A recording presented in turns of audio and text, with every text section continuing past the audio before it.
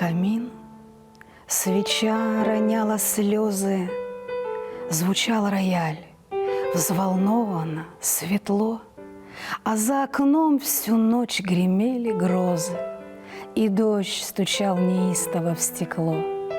Но мир в душе, дарованный мне свыше, размыть потоки жизни не смогли. Сквозь толщу туч я чутким сердцем слышу, как небо признается мне: